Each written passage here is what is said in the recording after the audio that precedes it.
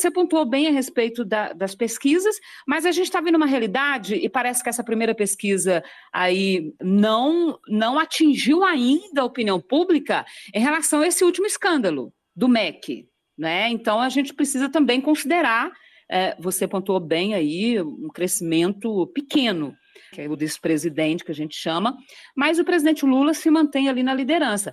Mas a população brasileira, Lindbergh, ainda não está sabendo o que está acontecendo, porque, na verdade, o Brasil vive uma política com banditismo.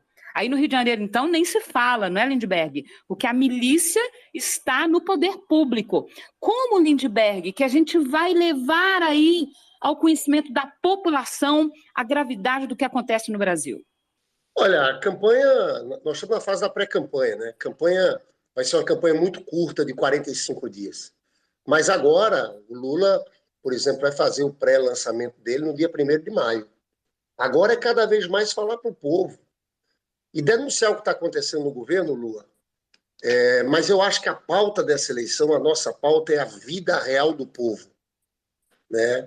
Esse escândalo do MEC tem um impacto, mas não creio que seja um impacto tão grande assim, infelizmente.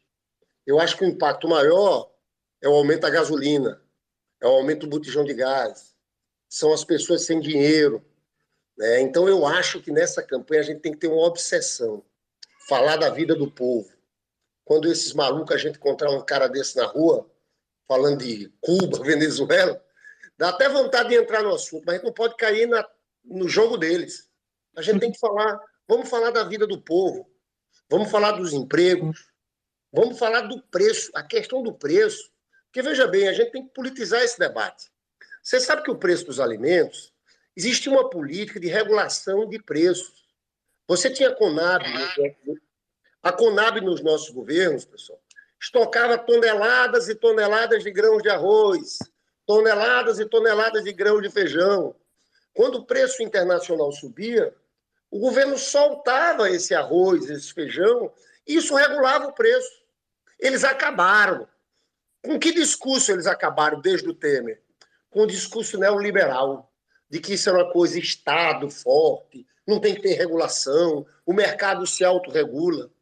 Nós estamos aqui com um especialista na questão do petróleo, que é o professor Robson Leite, que é funcionário da Petrobras. Mas você sabe quantos aumentos de botijão de gás houve em 8 anos do governo Lula? Nenhum. A gente tem que falar isso para o povo. Ou seja, o botijão de gás teve inflação, o preço real do botijão de gás caiu. Sabe por que não teve? Porque a Petrobras tem acionistas? Tem.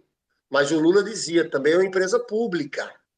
Então a Petrobras tem lucro grande, então se lucrava num trimestre 30 bilhões, o Lula dizia, não vai lucrar 33, vai lucrar 30, mas não vai aumentar o botijão de gás, porque impacta o povo mais pobre, porque causa inflação.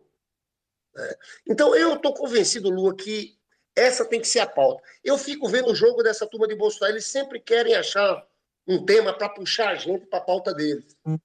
Esse é o jogo deles. Quando eles estão numa situação ruim, eles tentam pautar uma coisa, inventam um Carlos Bolsonaro, aquela coisa, para que a gente vá lá para aquele assunto e saia da pauta que nos interessa. Então, num processo de eleição, isso é muito importante, a gente saber pautar, saber qual é o discurso nosso para ganhar a eleição. E eu estou convencido que é esse. E é esse nosso povo mais pobre, trabalhador, que está dando essa liderança ao Lula, viu, pessoal? Nessa pesquisa que saiu agora, a maior avaliação positiva do Bolsonaro, sabe quem é? Entre os empresários. Quando você vai ver, até 2 salários mínimos, o Lula está dando um banho, porque é o povo que está sentindo os impactos concretos na vida real dessas políticas neoliberais. Então, eu acho que o caminho para a gente ganhar a eleição é esse.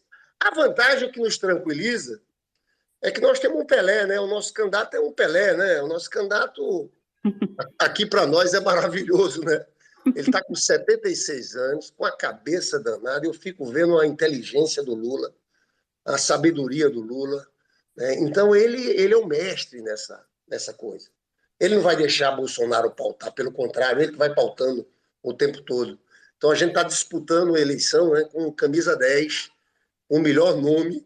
Na verdade, o Lula é uma das maiores lideranças do mundo, né, cara? Verdade. Eu tô, Lua, muito convencido que essa eleição é fundamental para o Brasil, para o povo brasileiro. Mas Sim, a vitória do Lula muda um pouco a correlação de forças no mundo, sabia? O Lula, presidente da República, você veja, ele não era presidente da República, ele quis entrar nesse debate das vacinas, onde a maior parte da população mundial estava de fora, os vários países, inúmeros países africanos, estavam de fora de todo o processo da vacina. Teve uma concentração dos países ricos.